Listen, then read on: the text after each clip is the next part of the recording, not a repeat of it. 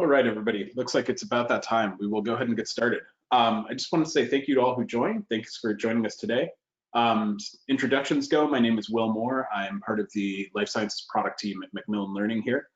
And I'm really excited for this webinar to kick off our new Macmillan Teaching Topics webinar series with this discussion about evolution and creationism in the classroom. So our speaker today is Andrew Barry. Andrew is a lecturer at the Department of Organismic and Evolutionary Biology, an undergraduate advisor in life sciences at Harvard University. His research interests are in evolutionary biology and the history of science. He teaches a number of courses in those areas. He also happens to be one of our authors on Biology, How Life Works, which is a textbook and media solution for the Matrix Biology course. So I'm really thrilled to have him here today to give this talk to us. So welcome to everybody who is attending live. Just a few housekeeping notes. You can pose questions through the questions panel in the doc for this GoToWebinar series. You can also chat them to us. I'll moderate those and we'll present them to Andrew toward the end of his talk here. So please, we want to hear from you guys. We want to know what points you want clarification on. So please speak up if you have any questions. So, and I should also say welcome to those who are viewing this in the future as a recorded webinar. We're grateful to have you check this out as well. So with that, I will pass it along to Andrew to go ahead and get started.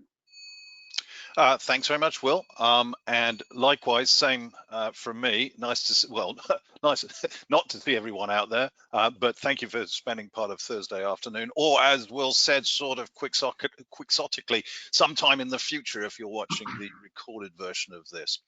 So yes, I'm talking about creationism. I'm not a great expert. I've taught evolutionary biology in the United States for quite a long time, so I think that perforce makes me a minor expert.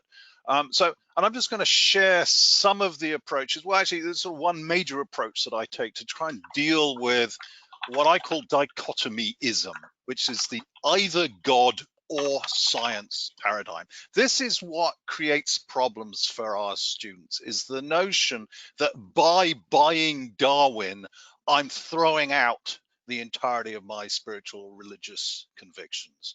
So that's what I'm talking about. As I say, I'm not an expert, but I hope to share some useful ideas with you. And this is a laundry list of 6 bullet points so that as the afternoon wears on, you can get a sense of how much I've done. First thing is, I take it personally, and this isn't just because I want to tell you about me personally. This is a deeply personal thing for our students. So even though we're in the science classroom, we're talking about color patterns in moths, for crying out loud. I think this is a moment where actually being personal, being subjective, being almost intimate with our students is valuable. So here are 3 ways in which I take it personally. This is actually, I'm rather proud of this. It's pathetic that I'm proud of this, but still, there's a Turkish creationist organization called Harunyaya, and I happen to spend a fair bit of time in Turkey teaching. I teach at a university there on a regular basis, and I give public lectures on evolution. There aren't a great many evolutionists in Turkey, so if you're a creationist organization in Turkey, you have to target what you can. And I'm rather proud of this. As you see, Doug Fatuma, many of you will know either personally or by reputation. Doug and I are condemned as imported pagan priests from America, which, come on, is pretty exciting. I love the Photoshop job of a head of me with the rippling American flag. It's a little unfortunate, of course, I'm not American, but anyway, it's the closest I'll ever get to being an American is that image. So one, yes, I'm the target of anti-creationist polemic. Sorry, anti-Darwinian polemic. I got that wrong. Second, my father was taught at University College London. He was a biologist and a absolutely convinced Christian.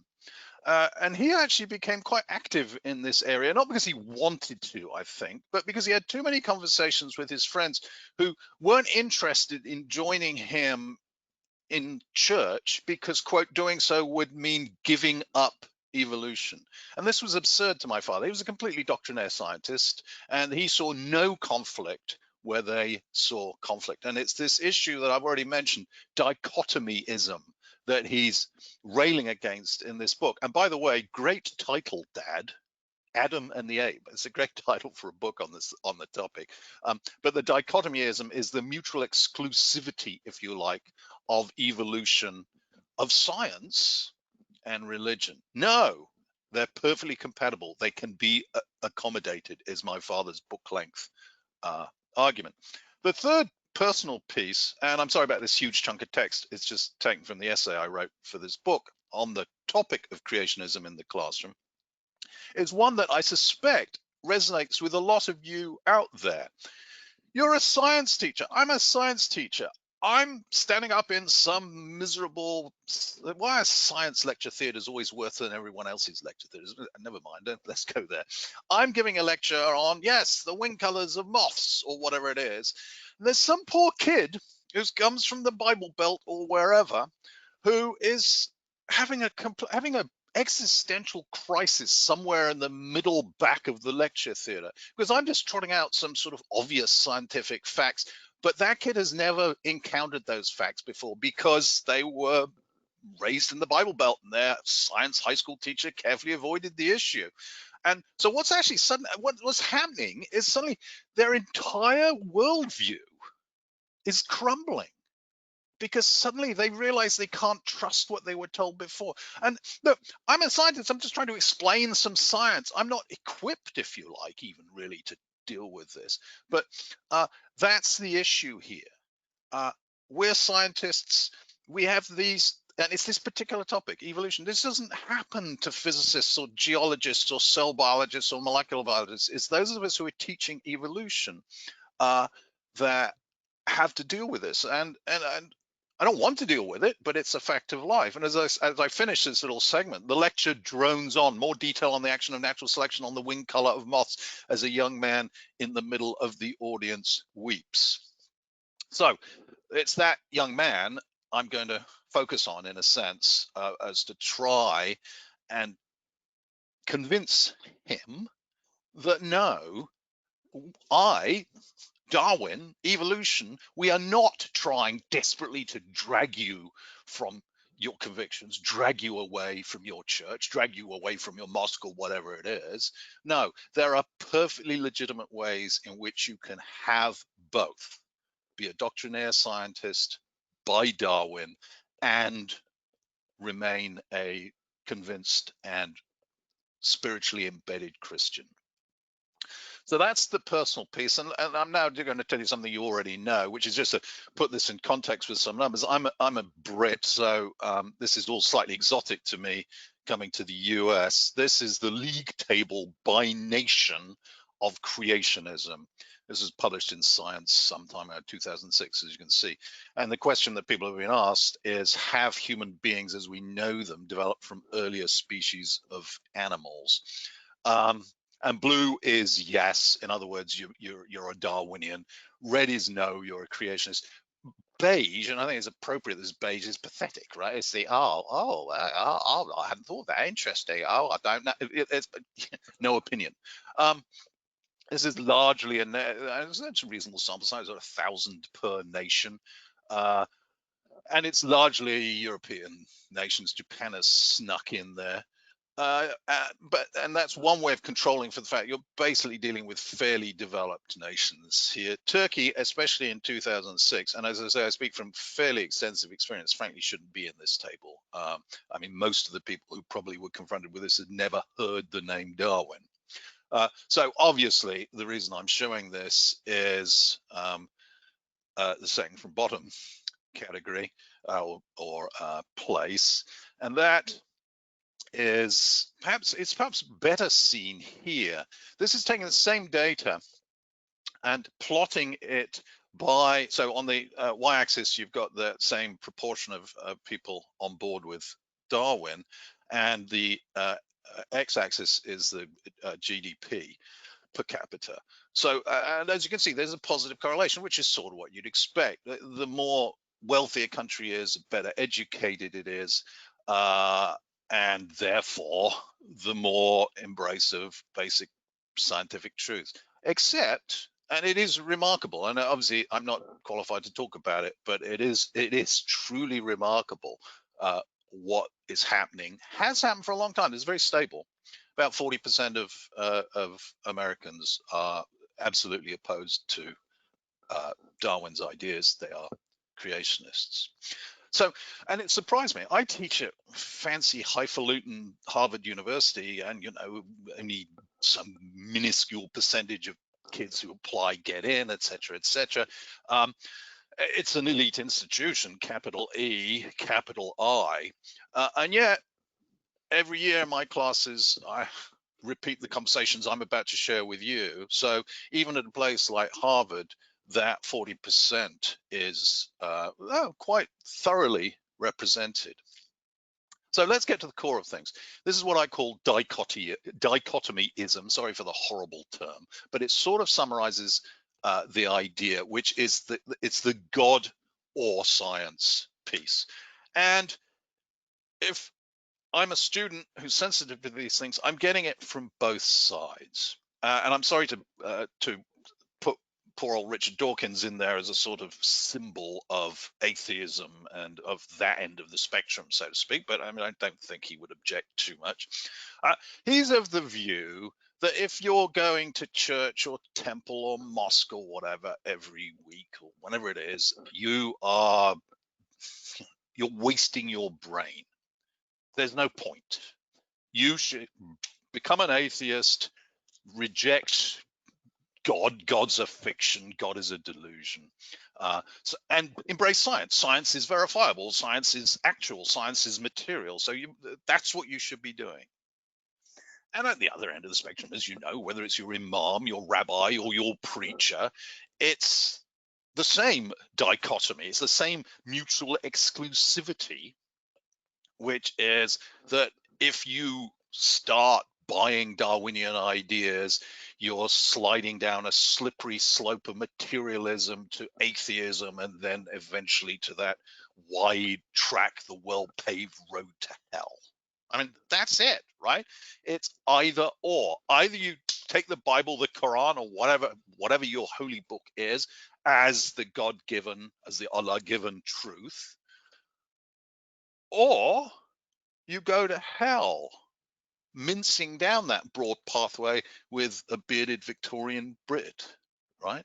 That's the dichotomy. It's either science or religion. And this is why our students are upset, why our students are concerned. They don't want to forsake their religion, but they see these ideas as threatening their religious convictions. And that's the only important thing I have to say today is that's the most critical thing we have to work with.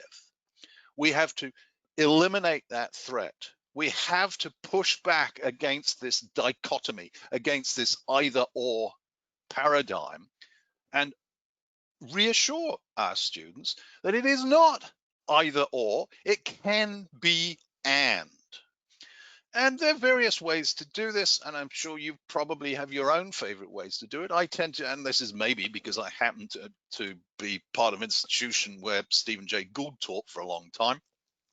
I don't actually much use the language that Gould used, but I use the thinking that he laid out in his book, The Rock of Ages, and he produced the pompous, as Steve Gould would, terminology of non-overlapping magisteria. Now, what are the non-overlapping magisteria? One is science. This is one way of viewing the world. It's mediated by materialistic naturalism, okay? And it's done by experiment and observation. If I drop a pen, gravity intervenes and it goes down. I've just done an experiment. Great. Okay. Science, obviously, famously, of course it works. Airplanes fly, for crying out loud. That's science. That's one way of looking at the world. And this is Gould's point. The other way of looking at the world, which is not mediated by experiment observation, it's mediated by faith, is the spiritual magisterium. And there we're asking, if you like, more ultimate questions. We're asking about the divine. We're talking about purpose. We're asking why questions. I can't take observations and run experiments to either prove that God exists, I mean, people have tried for crying out loud, or to disprove that God exists. It's beyond the realm of the material, beyond the realm of experiment and observation. And that's the key thing. You've got the science magisterium domain, and you have the spiritual domain.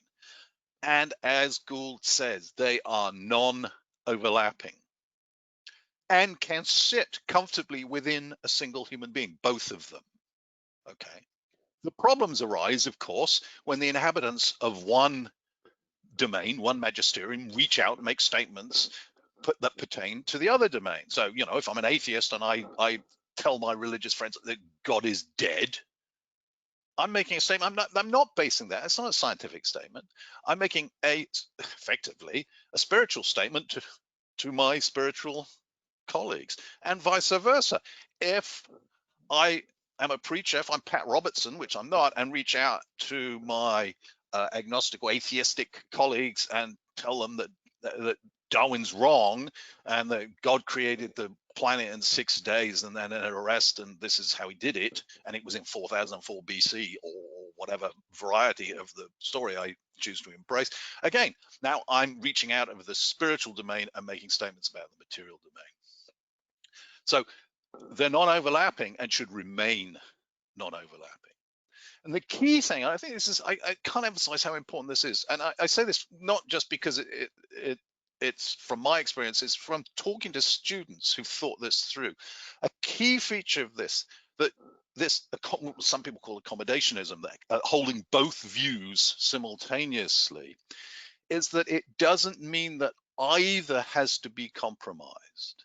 You're not less good a Christian or a Muslim or whatever if you're a Darwinian, and you're not a worse scientist if you believe in God. And the critical data here are, of course, prominent scientists with powerful, active, significant religious belief. And Francis Collins, beautiful example.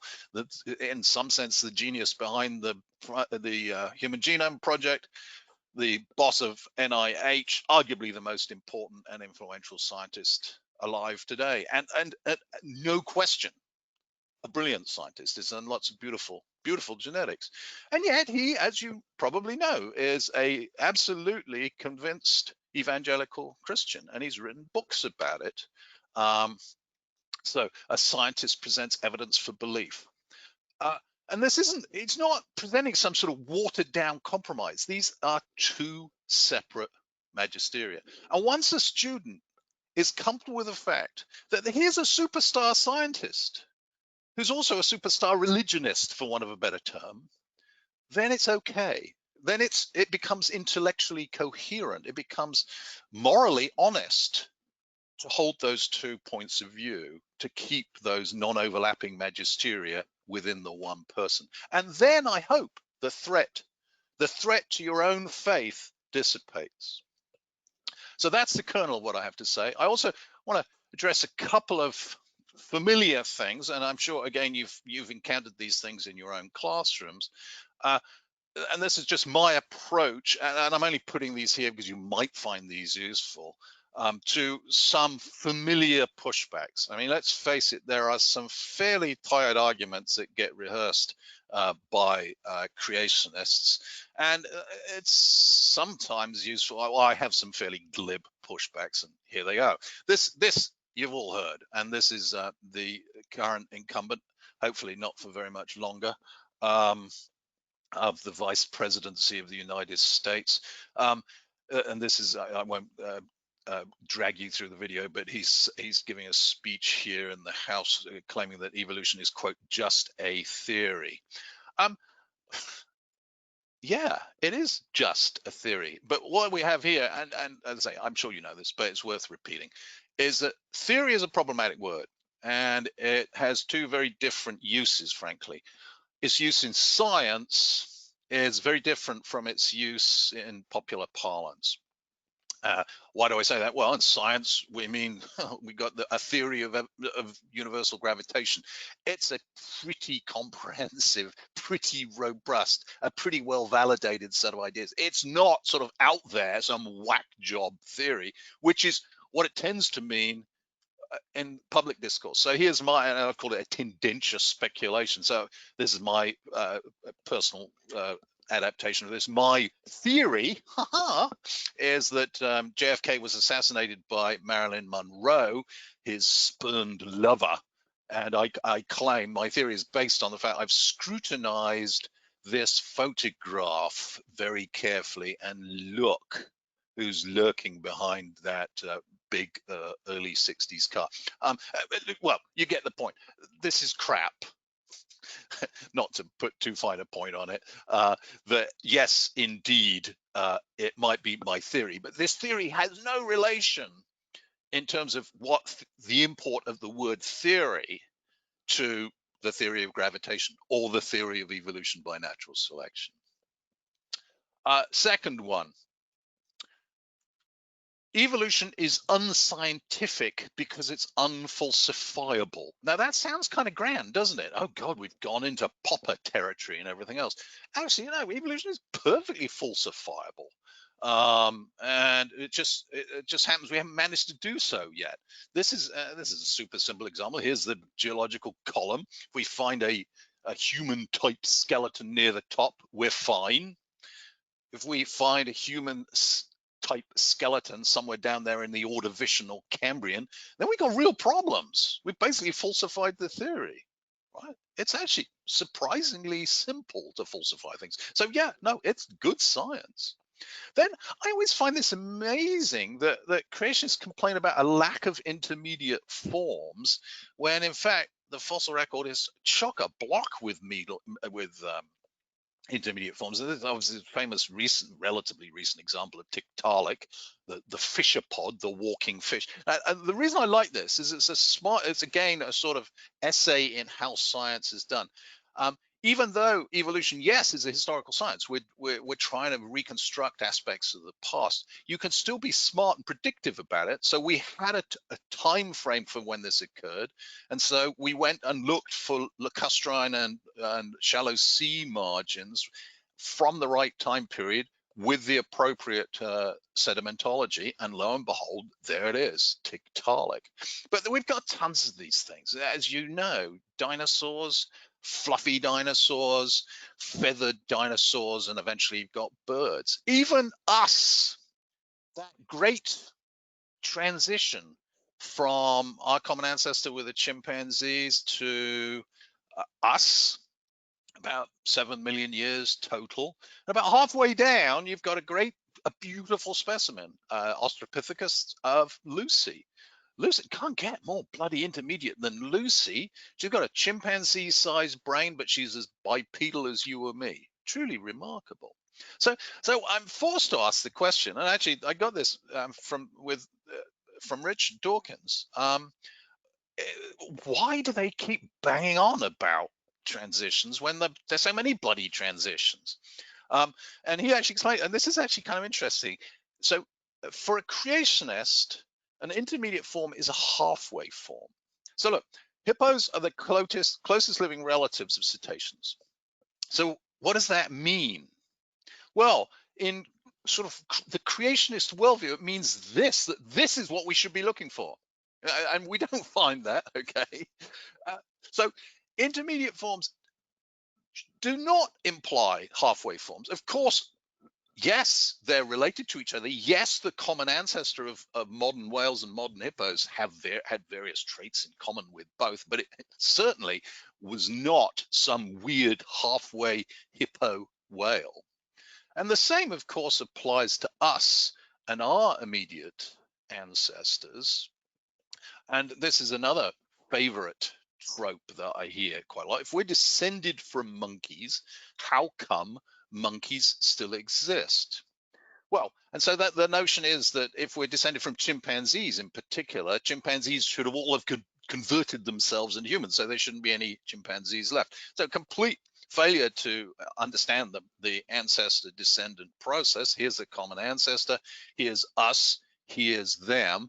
Okay, but why didn't they disappear? And the way I deal with this in the classroom is by trying to introduce genealogical thinking in a very simple way, which is, look, here's your family tree. You've got a sibling, so you and your sibling have a common ancestor to your parents. You and your first cousin are related through a common ancestor to your grandparents, your second cousin through great-grandparents, and so on. Now, just because you and your fourth cousin, now you probably don't even know your fourth cousin, are descended from a single set of great-great-great-grandparents, doesn't mean to say that the fourth cousin should have disappeared or gone extinct or turned into you. No, you've got multiple lineages descended from these various ancestral points, and you don't expect them to disappear. So, of course, now maybe you don't have a third cousin. Maybe your great-great-grandparents only had one child. Fine. Maybe you don't know your fourth cousin, but the point is you don't expect, just because you've got one lineage heading in one direction, you're going to lose all other possible lineages. So everyone's comfortable with this piece of thinking. And the point is that the phylogeny of us as a species is just this writ much, much larger. So the whole thing is played out over a much longer timeline. So yes, chimpanzees are nth, where n is a large number, cousins. Same deal. Okay, so that's just a few topics to sort of push, which sort of often come up, and so I'm just sort of giving you my canned responses. The final thing I want to talk about might seem a little eccentric. I've called it de-demonizing Darwin. Now, why? Well, I mean, who cares about bloody Darwin? You might say. I mean, yes, fine, it's his theory and so on, but we're dealing with sort of more recent realities and so on. Well, Darwin has become a hate figure. Now, and I say again, I don't really care, but it's become emblematic of much more than just what he was. He's seen as carrying the flag for atheism and materialism and the overthrow of religion and family values and everything else, right? So he's seen as this symbol of hard-nosed materialism, as the leader of the atheist wedge which is plunging into society and ripping the fabric of society apart at its seams. That's sort of perception of Darwin. And you know there are elements which are true. Yes, his theories are upsetting and difficult, but I think it's important to point out that in fact he wasn't like that at all, personally. And in fact, I don't think he certainly wasn't a doctrinaire Christian in any sense of the word, despite, as you probably know, training as a young man at the University of Cambridge to join the Church of England. He had rejected standard church-going religion a long time before he died.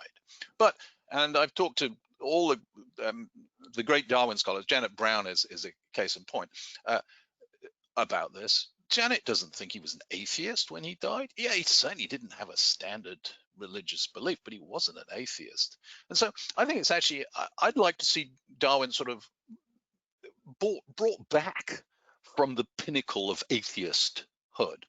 And the way I like to do this is I take students to, this is Darwin's portrait in the college he attended as an undergraduate, Christ College, Cambridge University. And there he is looking, Darwin-like, with a big beard and lugubrious big forehead.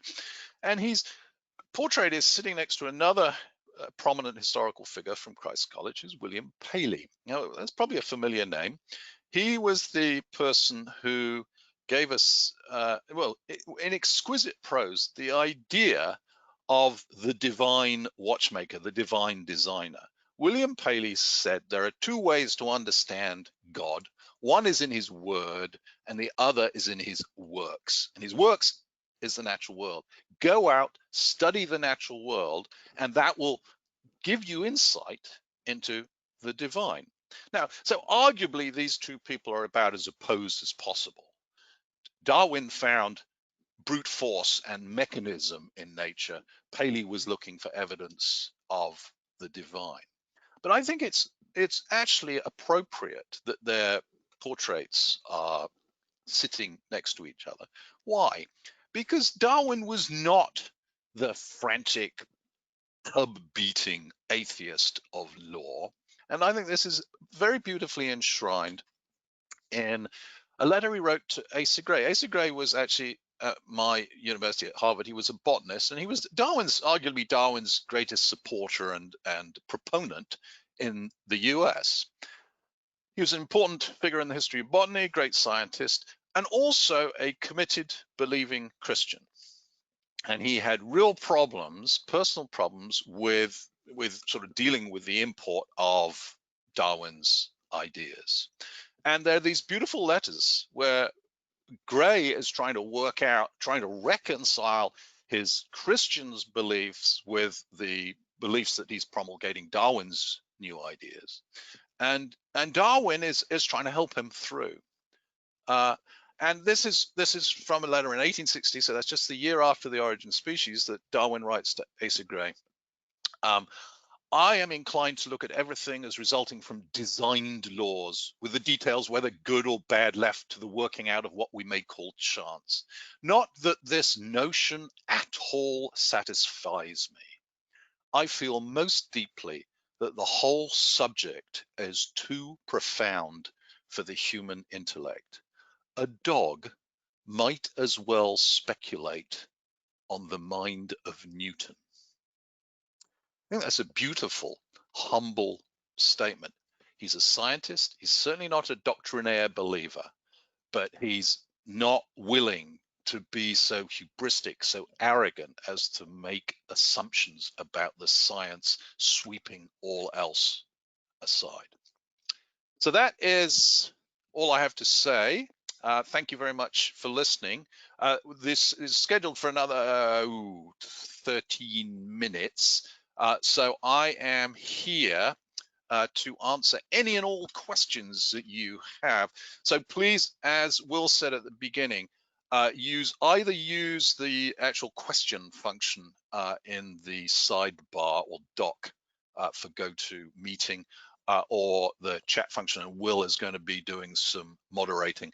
The other thing I have to say on that is, especially obviously if you're viewing this in the future, I like that idea. You're viewing it in the future. I know, it's perpetual now. And obviously, I'm not going to be sitting here to answer your questions. Do feel free to ping me an email if you have questions, or if you think I could be helpful in any way. So, Will, do we have questions? We do. We have a few. So first one that came in, and I did a little bit of searching while you were speaking, and I didn't see it, but is your father's book available for purchase? Adam and the Ape. I would pretty much guarantee no. It was published in 1975, and I suspect it was only published in the UK as well. So it is called Adam and the Ape. He's R.J. Berry, as in raspberry. So you might be able to find it in, used book listings or whatever. He's actually written, he's subsequently written a lot of other books on the same topic. He's confusing. His name is R.J. Robert James Berry, but he was known as Sam Berry.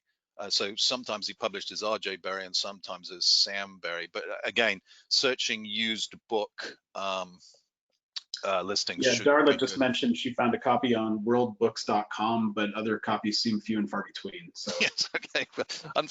He died a couple of years ago. He would be proud, I'm sure, to hear that his book is hard to find and that people are actually looking for the damn thing. One book he did write, he edited fairly recently, and I can't. So he's the nominal editor. Maybe there was another editor as well.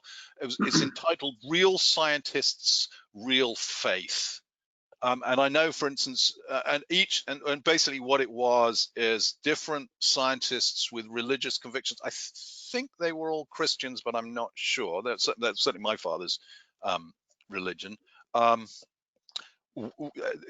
a chapter, basically sort of personal testimony about how they personally reconcile their religious thinking with their scientific conviction. And for instance, Francis Collins wrote a chapter for that book. So in a sense, that book, you can read that. That's the short version of Francis Collins's book.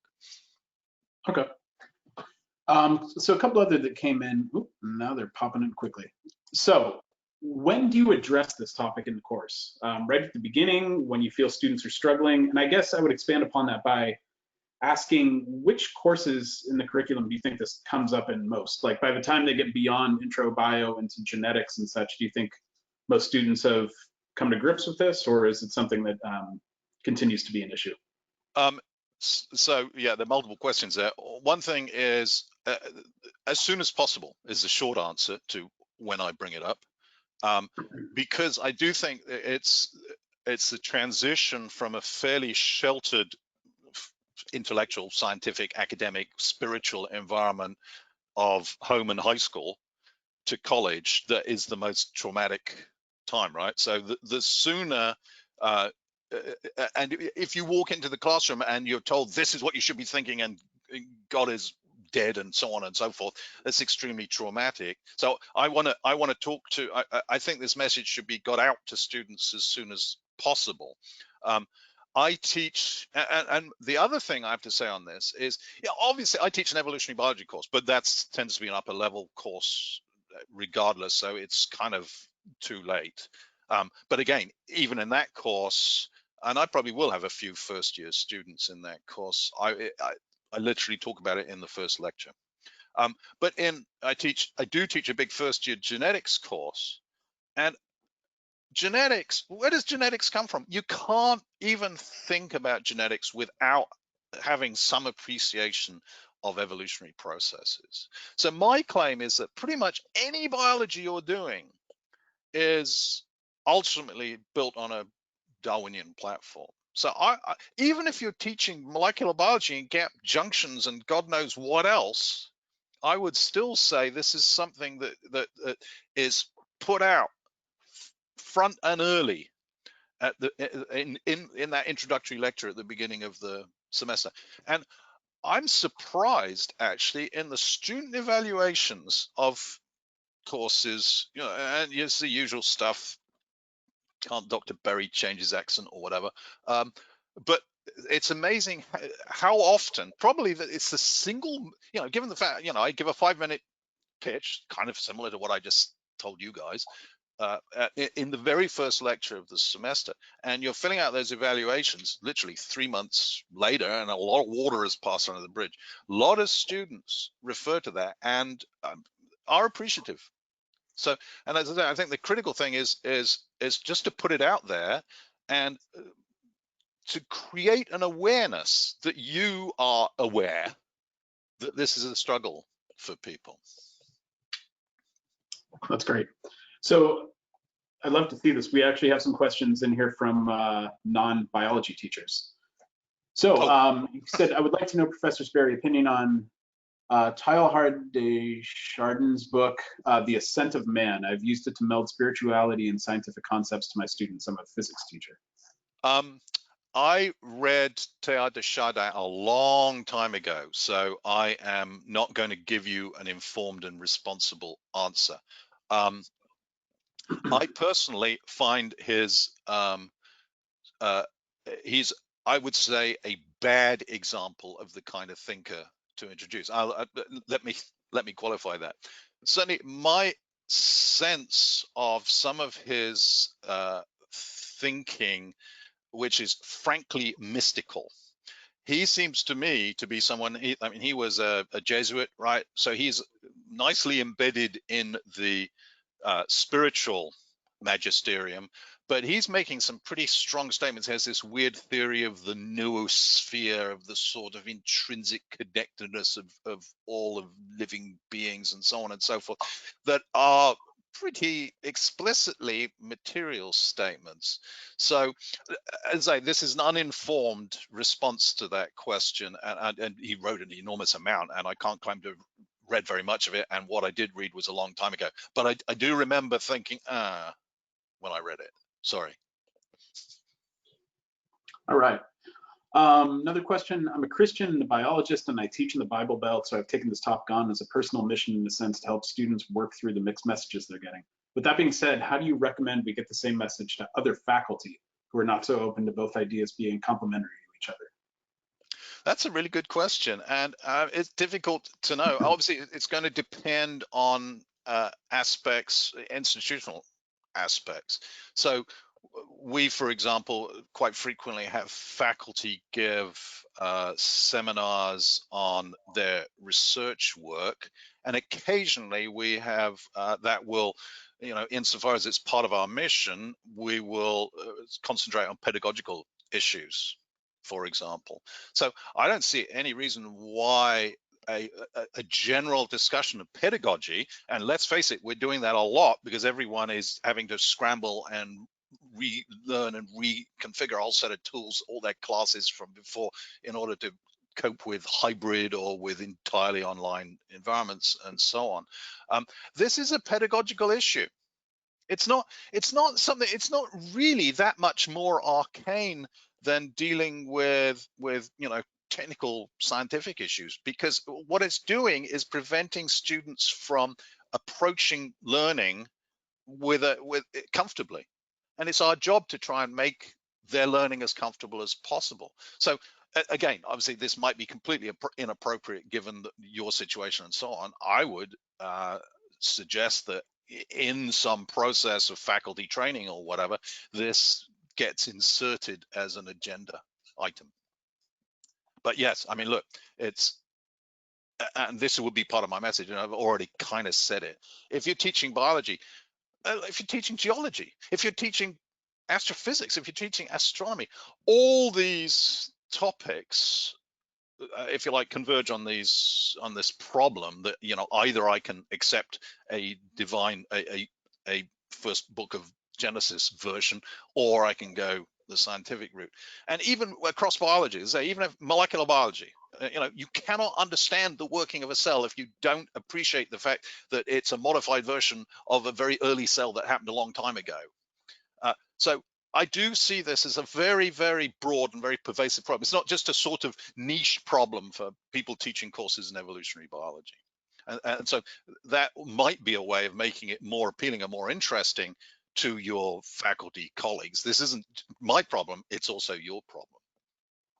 So I think that's a good lead into this next one, which is more of a comment. But she says, geologists have to deal with this too when we teach about the origin of the planet and geologic time. Like you, I find that opening the course with the discussion of science and faith as different ways of knowing, one based on evidence, the other requiring no evidence. I do insist, though, that we use science in my class. Students are very comfortable with this approach.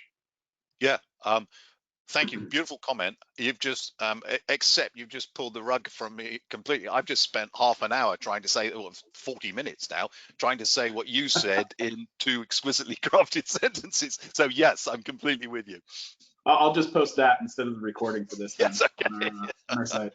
All right. Do we have time for a couple more, Andrew? I do, yes. Okay, great. I once had a student explain to me that they did not study for an exam, but they prayed a lot. How do you approach students who have a strong belief in a personal God that intervenes in their daily life?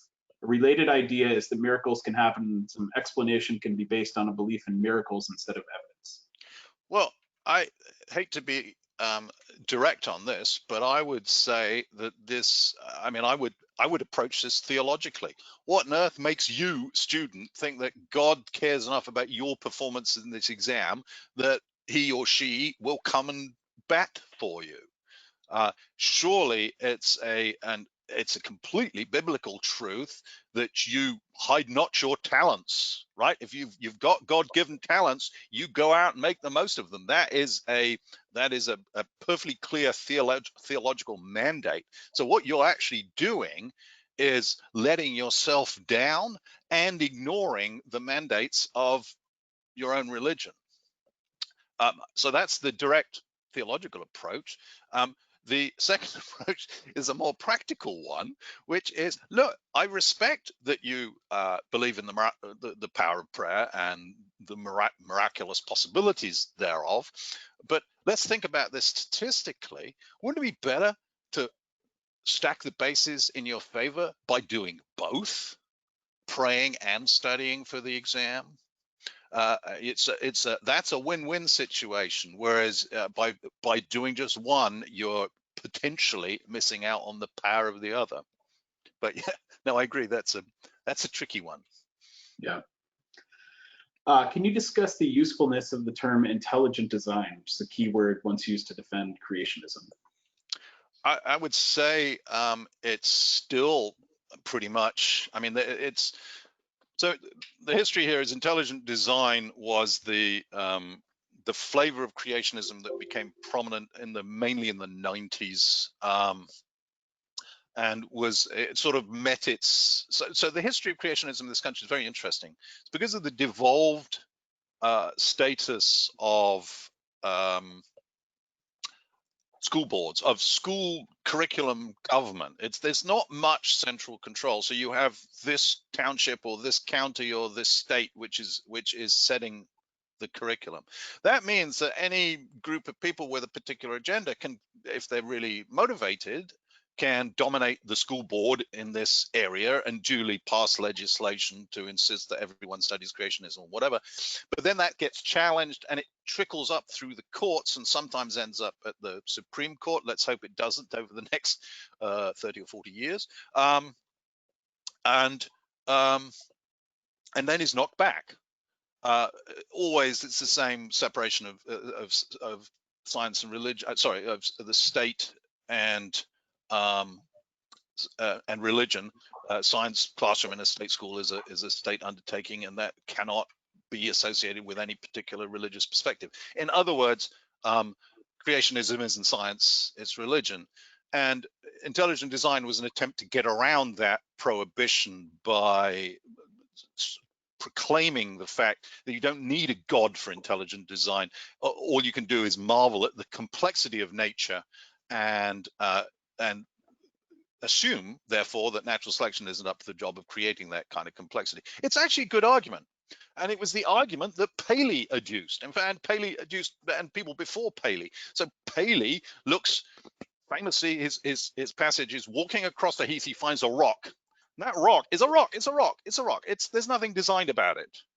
But then he picks up a watch.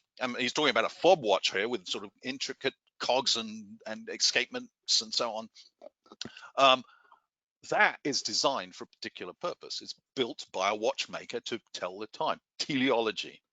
And his claim is that's what you see in the natural world. When you look at a flower, it's exquisitely designed for the purpose of disseminating pollen. And he's right, okay? And it's exactly the same argument for intelligent design, except the focus now is more molecular. So we can find interesting molecular pathways, which are, how did those arise by natural selection? The problem is simple here, which is the remit of intelligent design is to go and find something which is complex and say, oh, it's complex, and then sort of stand back and raise our hands and say, woohoo, okay? But that's actually not how we do science. How we do science is we go and hack away at the base. We dig, we try to understand the process. That's what we do. That's the scientific process. And so intelligent design is an invitation not to do science.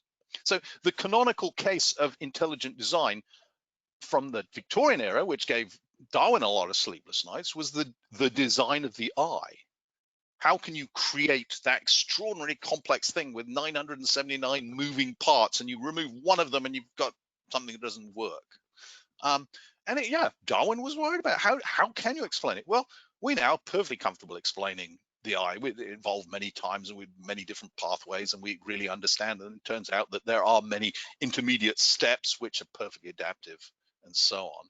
So intelligent design, it's still very much with us. It's still being pushed by things like the Discovery Institute in Seattle, which is most closely associated with intelligent design. So, and this, by the way, I think this enshrines sort of my attitude. Of course, I'm anti-intelligent design. I'm an evolutionary biologist, but I think it's important to say that it's still a good idea.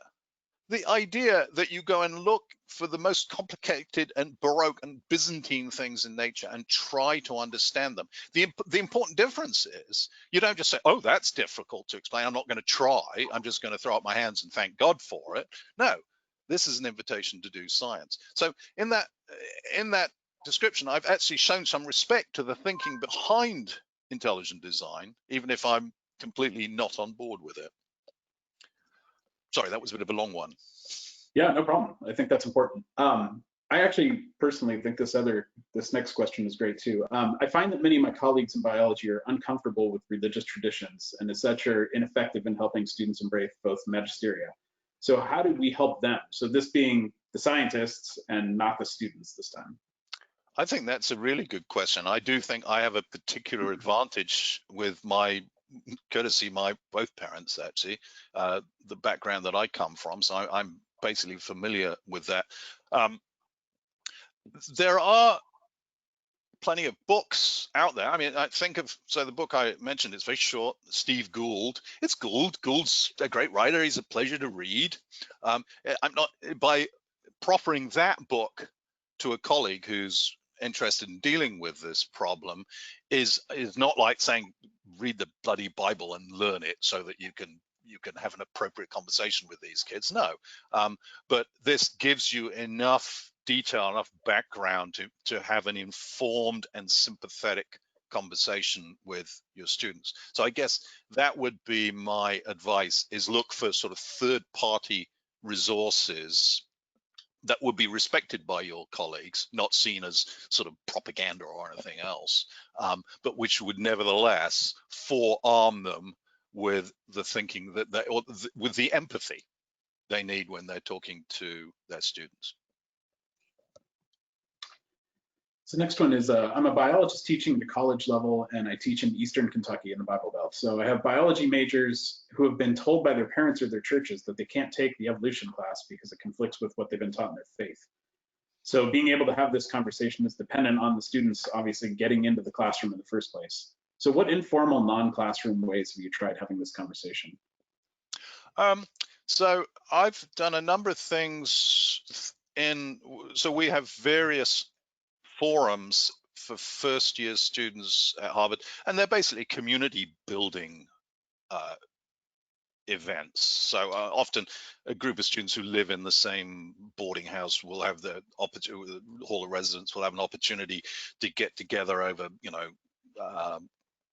snacks or whatever we call it. It's a study break, it's 9 to 10 at night, drag them away from their books for a while and get them partly just to talk to each other, but often these are themed, and it's an opportunity to meet a member of faculty in a more informal situation than a classroom or whatever. And so what I've on occasion done is I've guested, for want of a better term, at events like this, and these are, it involves, a short talk and a lot of Q&A and a lot of discussion. And to be honest, I'm not sure how that's going to work. I haven't done any of that now that we live in Zoom U here on campus. But the idea is there are, and obviously this is going to vary from institution to institution, robust ways to connect with students. And to say the critical moment is when they first arrive. It's when they're fresh on campus. And you don't have to see this as a sort of drastic outreach effort. The ways I've done it in the past is with particular courses.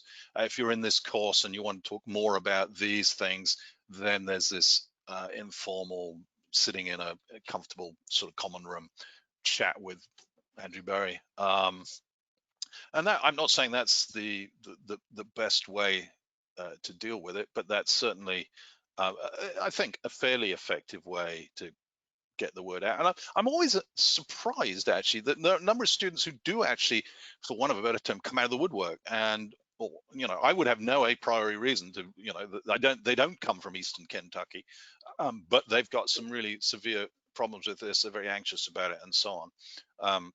So even if they're not in courses that I'm teaching, they don't know who I am. It's still something that they want to talk about. Do you know, has there been any updated data about the division between creationism versus evolution beliefs in the US? Someone stated that the chart you showed at the beginning might have been from 2006. Yeah, that is from 2006. Let me, I think I can actually find, the short answer is it's surprisingly stable. Oh, well, I don't know about surprisingly stable. It's impressively, no, damn, I don't actually have it in this presentation, sorry. There are, the Gallup polls are done, and it's not exactly the same question as that 2006 exercise, but it's more or less getting at the same thing. And they have sort of 3 or 4 flavors of answers.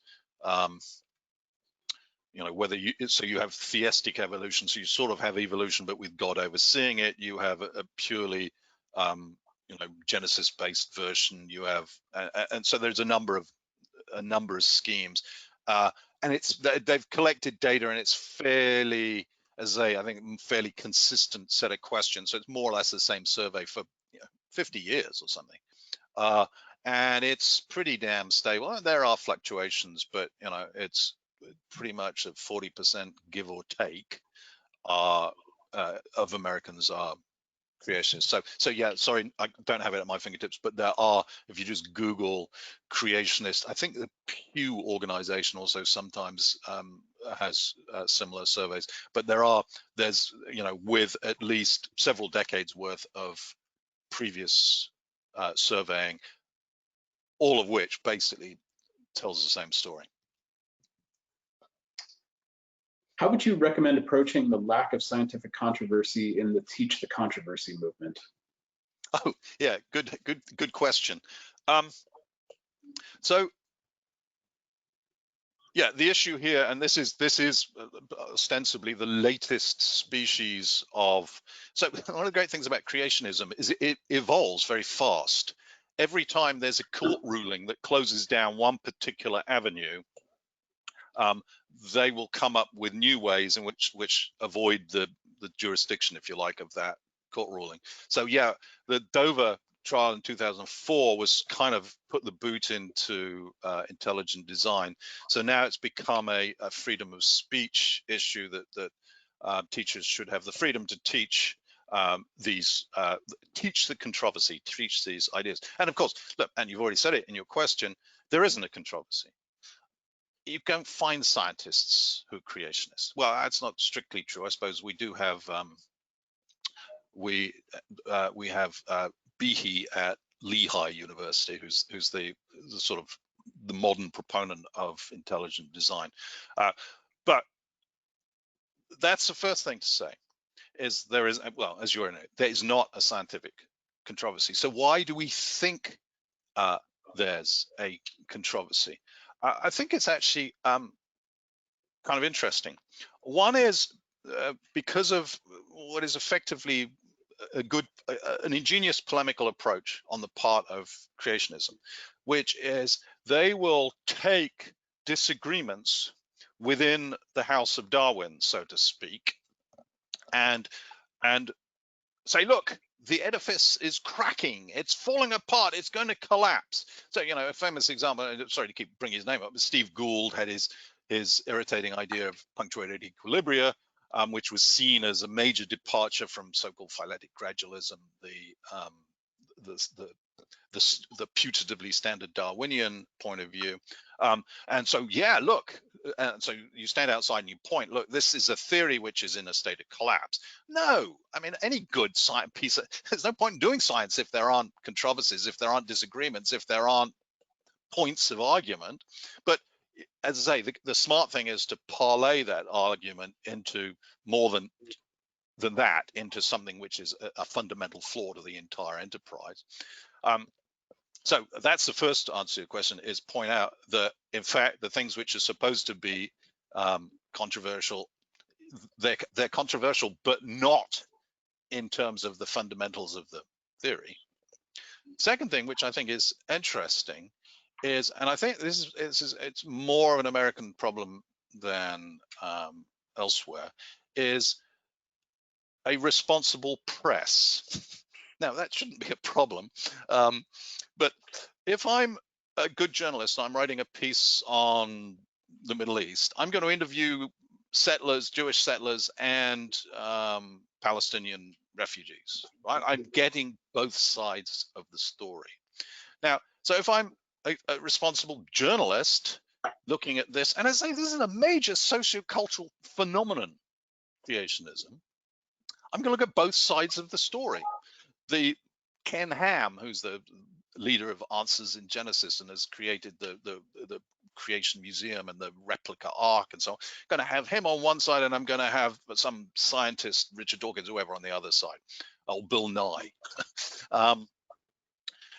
So what that is advertising, and that's what the public then sees. It sees, oh, well, that seems to legitimize this as a genuine controversy. There is a controversy here. No, there isn't a controversy. There's not a scientific controversy. Yes, you call it part of the culture wars if you want to. So the first thing I have to say is you can sort of diffuse that idea by pointing out there is no controversy. And so once you've got there, and I mean, this is what I do, is say, well, look, if freedom of speech allows me to teach any non-scientific idea in a science classroom, well, what's wrong with flat Earth? Or what's wrong with making bogus claims about HIV not being caused by AIDS not being caused by viruses, for example? So once you've established that the controversy is, if you like, non-scientific, it's an artifact, and one which is trafficked and amplified by the creationists, then I won't say it goes away, but at least you're 3/4 of the way through to your student or the objecting member of your faculty, whoever it is. Great. Well, we are totally out of time now, so we're going to have to go ahead and wrap this up. But Andrew, I just wanted to say thank you so much. This was a great presentation, and thank you to all those in the audience who are here live and who might be watching this in the future for paying attention to this. So thank you so much, everybody. And thank you for your great questions. Absolutely. Yeah, the Q&A, I think, was one of the best parts of this. Thank you guys so much. I will hopefully see you in the future. Bye.